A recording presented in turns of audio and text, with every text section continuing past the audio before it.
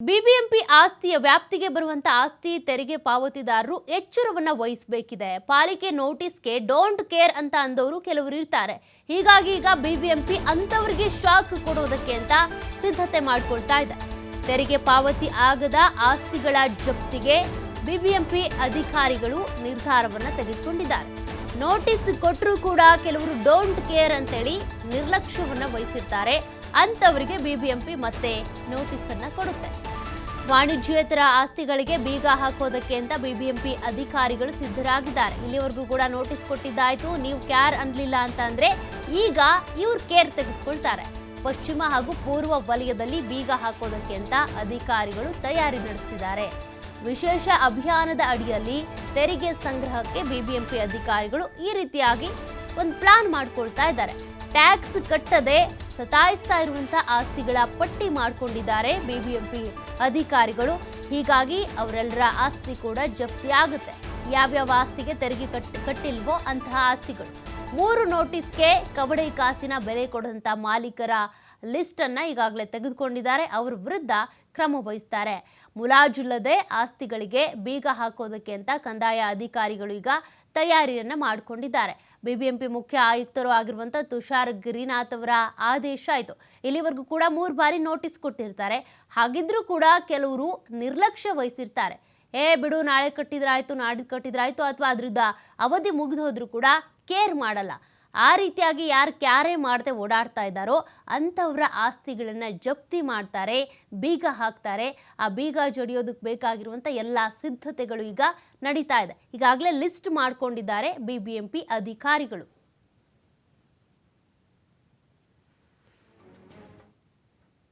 ಹೀಗಾಗಿ ಈಗ commercial properties ಏನಿದೆ ಈಗಾಗಲೇ ಸೀಲ್ ಮಾಡಲಿಕ್ಕೆ ಹೇಳಿದ್ದೀನಿ. ಅದರಾದಮೇಲೆ ಜಪ್ತಿ ಮಾಡಿ ಆಕ್ಷನ್ ಮಾಡಲಿಕ್ಕೆ ಹೋಗ್ತೀವಿ. ಕಮರ್ಷಿಯಲ್ ಪ್ರಾಪರ್ಟೀಸ್ ಅವರು ಎಚ್ಚರಿಕೆಯಲ್ಲಿ ಇರಬೇಕು. ಆಸ್ತಿ ತೆರಿಗೆಗೆ ಎಲ್ಲ ಟೈಮ್ ಕೊಟ್ಟಿದ್ದು 30 ನವೆಂಬರ್ವರೆಗೂ ಏನೇನು ಕೊಟ್ಟಿದ್ದು ಎಲ್ಲ ಮುಕ್ತಾಯ ಆಗಿದೆ. ಹೀಗಾಗಿ ಈಗ ಕಮರ್ಷಿಯಲ್ ಪ್ರಾಪರ್ಟೀಸ್ ಏನಿದೆ ಈಗಾಗಲೇ ಸೀಲ್ ಮಾಡಲಿಕ್ಕೆ ಹೇಳಿದ್ದೀನಿ.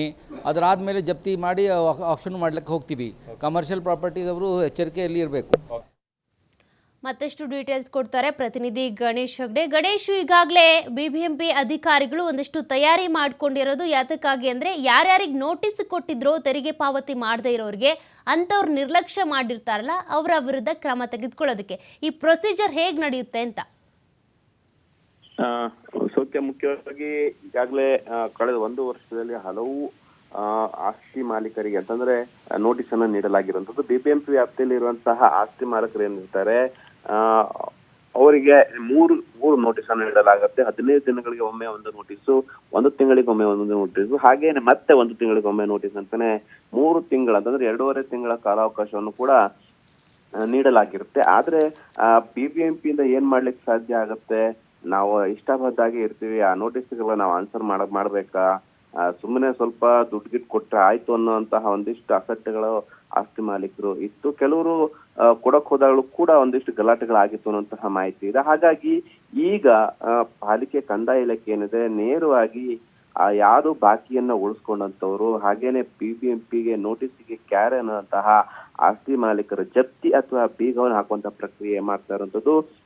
ಇದು ಸರ್ಕಾರದ ನಗರಾಭಿವೃದ್ಧಿ ಇಲಾಖೆಯಿಂದ ಸ್ಪಷ್ಟವಾದಂತಹ ಸೂಚನೆ ಪಾಲಿಕೆ ಆಡಳಿತಾಧಿಕಾರಿಗಳಿಗೆ ಬಂದಿರುವಂತ ಏನಂತಂದ್ರೆ, ನಿಮ್ಮಲ್ಲಿ ಇರುವಂತಹ ಒಂದಿಷ್ಟು ಸಂಪತ್ತನ್ನ ಜಾಸ್ತಿ ಮಾಡ್ಕೋಬೇಕು, ನಿಮಗೆ ಬರಬೇಕಾದಂತಹ ಬಾಕಿ ಮೊತ್ತಗಳೇನಿರ್ತವೆ, ಆಸ್ತಿ ತೆರಿಗೆಗಳೇನಿರ್ತವೆ ಅಥವಾ ಟ್ಯಾಕ್ಸ್ಗಳೇನಿರ್ತವೆ ಅದನ್ನ ನೀವು ಖಂಡಿತವಾಗಿ ಕಲೆಕ್ಟ್ ಮಾಡ್ಲೇಬೇಕನ್ನುವಂತಹ ಒಂದಿಷ್ಟು ಷರತ್ತನ್ನ ಸರ್ಕಾರ ಹಾಕಿರುವಂತಹ ಹಿನ್ನೆಲೆಯಲ್ಲಿ ಬಿಬಿಎಂಪಿಯ ಪಾಲಿಕೆ ಅಧಿಕಾರಿಗಳು, ಕಂದಾಯ ವಿಭಾಗದ ಅಧಿಕಾರಿಗಳೀಗ ಪ್ರತಿ ತಿಂಗಳ ಒಂದಿಷ್ಟು ಟಾರ್ಗೆಟ್ ಅನ್ನ ಹಾಕೊಳ್ಳುತ್ತೆ.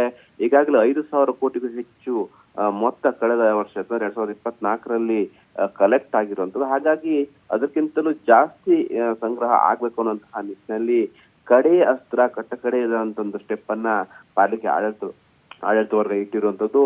ಮುಖ್ಯವಾಗಿ ಯಾರು ಆಸ್ತಿ ತೆರಿಗೆಯನ್ನ ಕಟ್ಟಲಿಲ್ಲ, ಹಲವು ವರ್ಷಗಳಿಂದ ಅಂತಂದ್ರೆ 5 ವರ್ಷದಿಂದ ಮೇಲ್ಪಟ್ಟು ಬಾಕಿಯನ್ನು ಉಳಿಸ್ಕೊಂಡಂತಹ ಆಸ್ತಿ ಮಾಲೀಕರು ಏನಿರ್ತದೆ, ಆಸ್ತಿಗಳೇನಿರ್ತದೆ ಅದನ್ನ ಜಪ್ತಿ ಮಾಡುವಂತದ್ದಾಗಿ ಅದಕ್ಕೆ ಬೀಗವನ್ನು ಜಡಿಯುವಂತಹ ಪ್ರಕ್ರಿಯೆ ಆಗ್ತಾ ಇರುವಂತದ್ದು. ಈಗಾಗಲೇ ಕಳೆದ ವಾರ ನಾವು ನೋಡಿದ ಹಾಗೇನೆ ವೆಸ್ಟ್ ಝೋನ್ ಮತ್ತೆ ಈಸ್ಟ್ ಝೋನ್ಗಳಲ್ಲಿ ಕಮರ್ಷಿಯಲ್ ಪ್ರಾಪರ್ಟೀಸ್ ಗಳೇನಿರ್ತವೆ ಅದನ್ನ ನೇರವಾಗಿ ಕಂದಾಯ ಇಲಾಖೆ ಅಧಿಕಾರಿಗಳು ಹೋಗಿ ನೋಟಿಸ್ ಅನ್ನು ಅಂಟಿಸಿ ಬೀಗವನ್ನು ಜಡಿಸಿರುವಂತದ್ದು. ಸುಮಾರು ಈಗ ಈಸ್ಟ್ ಝೋನ್ಗಳಲ್ಲಾದ್ರೆ ಇಂದಿರಾನಗರ, ಹಾಗೇನೆ ವಿಲ್ಸನ್ ಗಾರ್ಡನ್, ಶಾಂತಿನಗರ, ಪ್ರೆಜರ್ ಟೌನ್ಗಳಲ್ಲಿ ಸಾಕಷ್ಟು ಕಮರ್ಷಿಯಲ್ ಪ್ರಾಪರ್ಟಿಗಳೇನಿರ್ತವೆ, ವಾಣಿಜ್ಯ ರಹಿತ ಅಥವಾ ವಾಣಿಜ್ಯ ಸಹಿತ ಆಸ್ತಿಗಳೇನಿರ್ತವೆ ಅದನ್ನ ಬೀಗವನ್ನ ಹಾಕುವಂತ ಪ್ರಕ್ರಿಯೆ ಪಾಲಿಕೆ ಅಧಿಕಾರಿಗಳಾಗಿರುವಂತದ್ದು.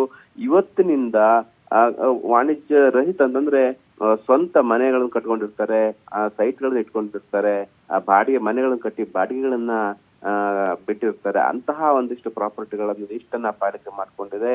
ಯಾರು ಹಲವು ವರ್ಷಗಳಿಂದ ಬಾಕಿ ಉಳಿಸ್ಕೊಂಡಿದೆ, ಆ ನೋಟಿಸ್ಗಳಿಗೆ ಯಾರು ಕ್ಯಾರಿ ಅಂತ ಇಲ್ಲ, ಅಂತಹ ಪ್ರಾಪರ್ಟಿಗಳನ್ನು ನೇರವಾಗಿ ಸೀಸ್ ಮಾಡುವಂತದ್ದು, ಜಪ್ತಿ ಮಾಡುವಂತ ಪ್ರಕ್ರಿಯೆ ಈಗ ಇವತ್ತಿಂದ ಆರಂಭವಾಗಲಿದೆ.